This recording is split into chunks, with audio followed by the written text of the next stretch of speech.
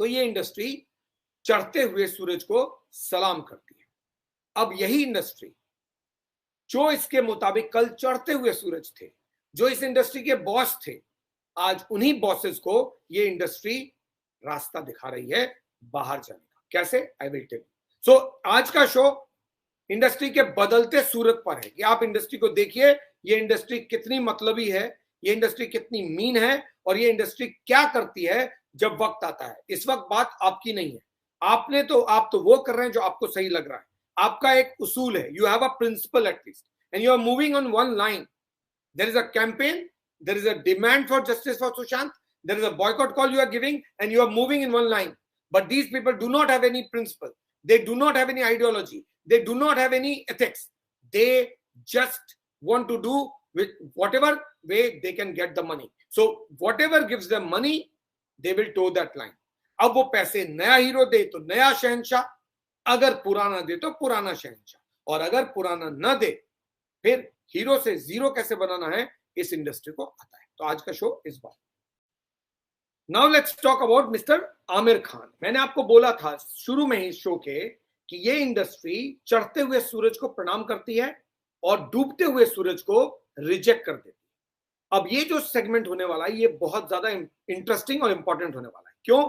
Mister Aamir Khan, जिनकी इस industry में अब तक तूती बोलती है, यानी आमिर खान की फिल्म आती है दंगल, 2000 करोड़ कमा जाती है। आमिर खान की फिल्म आती है तारे जमीन पर, 1000 करोड़ कमा, आमिर खान की फिल्म आती है 3 इडियट्स, 1500 करोड़ कमा जाती है। आमिर खान की फिल्म आई और पब्लिक थिएटर में पहुंच गई। आमिर खान आए और लोगों ने बगैर सोचे समझे फिल्म देख लिया। ठग्स ऑफ हिंदुस्तान को भी पहले वीक में इतने करोड़ों रुपए मिल गए क्योंकि पब्लिक ने देख लिया, because it was Aamir Khan film. So Aamir Khan की फिल्म आए और पब्लिक न देखे हो नहीं सकता। लेकिन अब क्या हो रहा है वो देखिए। ये वही आमिर खान है जिनको कल तक कोई एक शख्स इंडस्ट्री में ना बोलने को तैयार नहीं था। ये आपका कैंपेन है, ये सुशांत सिंह राजपूत का डर है, ये आप लोगों का इंपैक्ट है, ये इफेक्ट ऑफ सुशांत सिंह राजपूत है जिसने आज लोगों को, आमिर खान को रिजेक्ट करने पे मजबूर कर दिया है। जी हाँ, मैं गलत नहीं बता रहा हूं, बिल्कुल सही बता रहा हूं।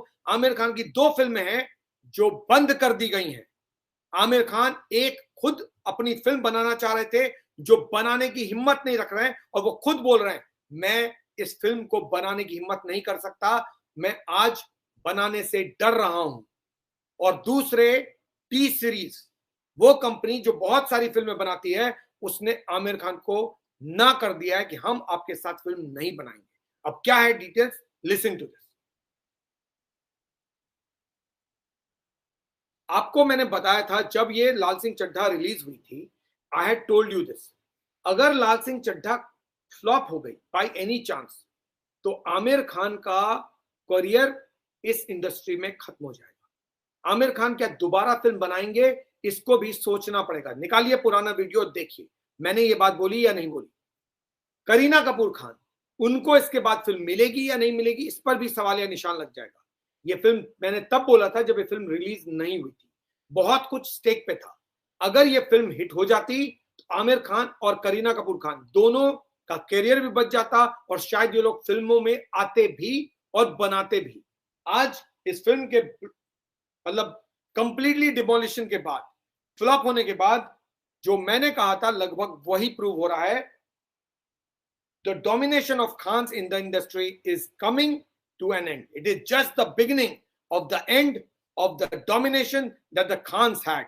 Whether it is Amir Khan, Salman Khan, Shahrukh Khan, Saif Ali Khan, whoever it is, इन चारों खान का जो डोमिनेशन है उसके खत्म होने की शुरुआत लाल सिंह चड्ढा से हुई, क्योंकि लाल सिंह चड्ढा के फ्लॉप होने का इंपैक्ट सीधे तौर पर आमिर खान पे पड़ रहा है। और आमिर खान को लेकर जो कुछ भी मैंने कहा कि अगर ये फिल्म फ्लॉप तो आमिर खान खत्म, वो प्रूव हो रहा है। कैसे? सुनिए।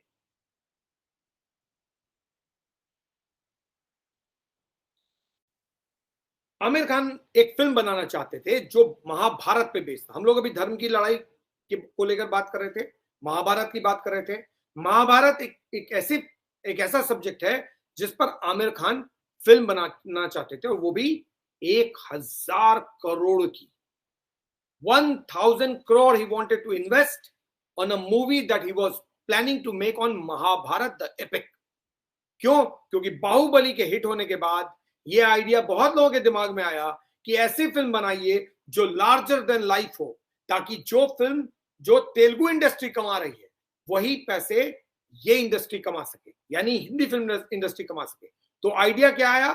आइडिया भी वहीं से आया, बाहुबली से। क्यों? आपको मैंने बताया Baahubali is a take on Mahabharata. Baahubali की जो स्टोरी है वो वर्चुअली मॉडर्न, एक मॉडर्न नहीं, एक नया इंटरप्रिटेशन है ऑफ महाभारत का। मिस्टर आमिर खान को लगा कि इतना इंटरप्रिटेशन करने की जरूरत क्या है, महाभारत को ही बनाते हैं। तो महाभारत को बनाने के लिए 1000 करोड़ के प्रोजेक्ट की तैयारी आमिर खान ने की, और आमिर खान ने उसकी तैयारी 2018 बाहुबली के रिलीज होने के और हिट होने के बाद से शुरू की। यानी बाहुबली 2 पार्ट बनी, पहले 2015 में आई और दूसरी पार्ट यानी कंक्लूजन 2018 में आई। उसके इतने बड़े हिट होने के बाद मिस्टर आमिर खान को आइडिया आया कि हम लोग फिल्म बनाएंगे ऑन महाभारत। सब कुछ तैयारी हो गई, प्रोजेक्ट रेडी हो गया, स्क्रिप्ट रेडी हो गई, 1000 करोड़ का एक पूरा बजट रेडी हो गया। क्या कुछ होगा फिल्म में ये भी लगभग तय हो गया। आमिर खान ने इसके बारे में बात करना शुरू कर दिया, बताया कि कैसे इसमें आमिर खान शायद कृष्ण का रोल करने वाले थे या अर्जुन का, ऐसा कोई एक कैरेक्टर था जिसका, जहां तक मुझे याद है, मैंने कहीं आर्टिकल पढ़ा था that I think he was going to play the role of the Krishna. But अब क्या हुआ है, जब लाल सिंह चड्ढा फिल्म फ्लॉप हुई तो आमिर खान का एक स्टेटमेंट आया और वो सुनिए। आमिर खान ने कहा कि मेरी अब हिम्मत नहीं है कि मैं इस फिल्म को बनाऊं। क्यों?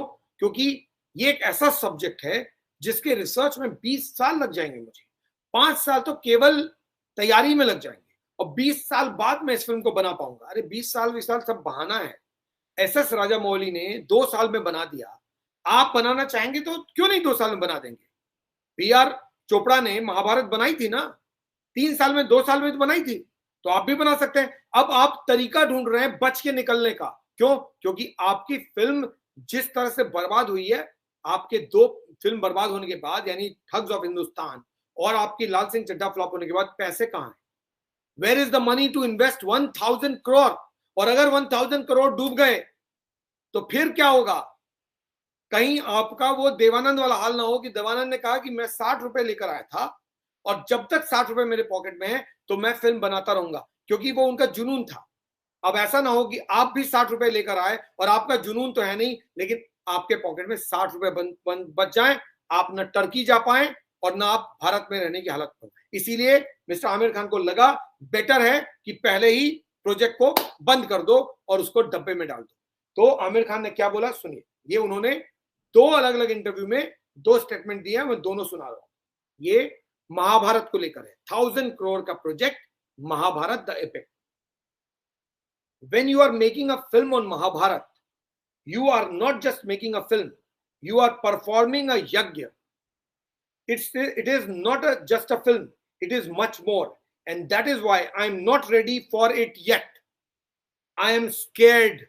I am scared of bringing it out. Mahabharat will never let you down, but you may let Mahabharat down. Mister Aamir Khan ने अपने इंटरव्यू में कहा कि जब आप एक महाभारत जैसी फिल्म बना रहे हैं तो आप कोई फिल्म नहीं बना रहे हैं, आप वर्चुअली एक यज्ञ कर रहे हैं। और ये कोई फिल्म नहीं है, ये फिल्म से कहीं ज्यादा है। और यही रीजन है कि मैं इसके लिए तैयार नहीं हूं। मैं डरा हुआ हूं, मुझे डर लगता है कि मैं ऐसी फिल्म बनाऊं या नहीं बनाऊं। महाभारत तो कभी किसी को गिरा नहीं सकता है, लेकिन आपका एक्शन कहीं महाभारत को छोटा ना बना दे। तो महाभारत से तो कोई छोटा नहीं होता, लेकिन आपके एक्शन से कहीं महाभारत ना छोटा हो जाए, और यही सोच के मैं डरता हूं और इसलिए फिल्म बनाने की हिम्मत मेरी नहीं। दूसरा इंटरव्यू सुनिए, उसमें महाभारत को लेकर आमिर खान ने क्या कहा। ये वही लोग हैं जो कल तक इस इंडस्ट्री को रूल कर रहे थे, आज इनकी फिल्में बंद हो रही है, महाभारत बंद हो गई है आमिर खान की film. It is a desire, the project is huge, it is a dream project for me, but if I decide today that I am making it, I will have to give 20 years to it. This is why I am scared. If I say yes and decide to make it, 5 years will go into research and then to execute it. The material is very exciting for me. तो mister Aamir Khan के मुताबिक ये मेरी इच्छा है कि मैं ऐसी फिल्म बनाऊं, लेकिन ये बहुत बड़ा प्रोजेक्ट है, एक ड्रीम प्रोजेक्ट है, सपने जैसा है मेरे लिए। अगर मैं आज डिसाइड करूं तो इसको बनाने में मुझे 20 साल लगेंगे, 5 साल तो सिर्फ मुझे रिसर्च करने में लग जाएंगे, और इसीलिए मैं डरा हुआ हूं। अगर मैंने एक बार हाँ कह दिया उसके बनाने के लिए, तो फिर इतना सारा रिसर्च करना और उसको एग्जीक्यूट करना बहुत मुश्किल है। मैं इस मटेरियल को लेकर बहुत एक्साइटेड हूं, लेकिन ये बनाने की हिम्मत नहीं रखता। केवल महाभारत नहीं है जिसमें आमिर खान को जिससे हाथ धोना पड़ा है। एक फिल्म थी जो मुगल नहीं, मोगल, MOGUL, ये फिल्म थी based on Gulshan Kumar. T series के जो ओनर थे गुलशन कुमार, जिनकी ट्रैजिक डेथ हो गई थी। गुलशन कुमार को लेकर किसी इंडस्ट्री में एक भी आदमी ने नहीं बोला। हम लोग भूल जाते हैं गुलशन कुमार को, एक्चुअली हमको ये नाम याद रखना चाहिए। जब हम लोग इंक्लूड करते हैं ना सबको इस लिस्ट में जहां जिनके साथ इनजस्टिस हुआ है, Gulshan Kumar is a very important person to talk about, क्योंकि गुलशन कुमार की मौत जिस तरह से इस इंडस्ट्री में हुई, भगवान ना करे किसी और की हो। वो सुबह पूजा करने गए थे और उनको दौड़ा दौड़ाकर मंदिर के भीतर गोलियों से भून दिया गया था। कोई एक शख्स उनकी मदद करने नहीं आया और गुलशन कुमार मारे गए। क्यों? क्योंकि वो अंडरवर्ल्ड को पैसे देने को तैयार नहीं थे। उस पूरे केस में म्यूजिक डायरेक्टर्स का भी नाम आया था। उस वक्त के फेमस म्यूजिक डायरेक्टर थे, नाम नहीं ले रहा हूं because obviously we do not have the case files with it, so I don't want to name it, but उसमें आया था उनका नाम। लेकिन जिस तरह से दर्दनाक मौत गुलशन कुमार की हुई थी, वो अपने आप में बताता है कि उस तरह की मौत किसी की नहीं होनी चाहिए। और इस इंडस्ट्री में एक भी शख्स खड़ा नहीं हुआ गुलशन कुमार के बारे में बोलने के लिए, और आज भी नहीं बोलता है कि इन्वेस्टिगेट करो किन लोगों ने मारा गुलशन कुमार को। गुलशन कुमार को मंदिर में पूजा करते वक्त इन लोगों ने गोलियों से भून दिया और गुलशन कुमार बेमौत मारे गए थे। उनको बचाने वाला कोई भी शख्स नहीं हुआ। And the man who was all over this industry, क्योंकि उन्हीं के गाने चल रहे थे, उन्हीं के कैसेट्स बिक रहे थे, उन्हीं की फिल्में बन रही थी। वो एक बहुत छोटे से दिल्ली के एक छोटे से दुकान से उठकर बॉलीवुड तक पहुंच गए थे। बहुत छोटे आदमी थे इन टर्म्स ऑफ इनकम, बहुत पैसे नहीं थे गुलशन कुमार के पास, लेकिन एक गुलशन कुमार दरियागंज में एक दुकान चलाने वाला शख्स, वो वहां से उठकर बॉलीवुड तक पहुंच गया। अगर आप दरियागंज यानी दिल्ली का दरियागंज इलाका अगर कोई जानता है और आप जाएंगे तो आज भी आपको पान की दुकान दिखाई देगी जो गुलशन कुमार की अपनी पान की दुकान है। वहां से उन्होंने कैसेट का काम शुरू किया, कैसेट्स बनाना शुरू किया।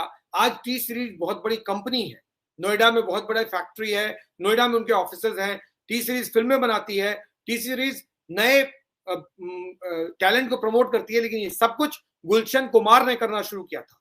ये चाहे सोनू निगम हो, चाहे वो उदित नारायण हो, चाहे वो कुमार शानू हो, चाहे वो म्यूजिक डायरेक्टर्स हो, आनंद मिलिंद हो या नदीम श्रवण हो, ये सब किसके प्रोडक्ट हैं? गुलशन कुमार के प्रोडक्ट हैं। लेकिन उसी गुलशन कुमार को टेररिस्ट ने मार दिया मुंबई में दिन दहाड़े, कोई एक शख्स मदद करने नहीं आया। उन्हीं पर यह फिल्म बन रही थी मोगल, जो उनके बेटे भूषण कुमार बनाना चाह रहे थे, और उसमें उन्होंने पहले अक्षय कुमार को कास्ट करने का डिसाइड किया था। अक्षय कुमार ने जब मना कर दिया तो उन्होंने डिसाइड किया आमिर खान को लेने का। इस फिल्म को बनाने की पूरी तैयारी हो गई थी और गुलशन कुमार के लाइफ पर यह फिल्म बनी थी, including the incident where he died. अब लाल सिंह चड्ढा के फ्लॉप होने के बाद मिस्टर भूषण कुमार ने आमिर खान को मना कर दिया कि हम आपके साथ ये फिल्म नहीं बना सकते, फिलहाल हम इस फिल्म को नहीं बनाएंगे। यानी मिस्टर भूषण कुमार ये रिस्क लेने को तैयार नहीं है कि गुलशन कुमार की फिल्म में आमिर खान एक्टर हो। कहीं ऐसा ना हो कि उनके फादर पर बन रही फिल्म फ्लॉप हो जाए सिर्फ इसलिए क्योंकि उसमें मिस्टर आमिर खान एक्ट कर रहे हैं। इस तरह का डर इस इंडस्ट्री में है, क्योंकि आप लोगों ने जिस तरह से फिल्मों को बॉयकॉट किया है, इससे कोई भी कॉन्फिडेंट नहीं है कि उनके फिल्में चलेंगी या नहीं चलेंगी।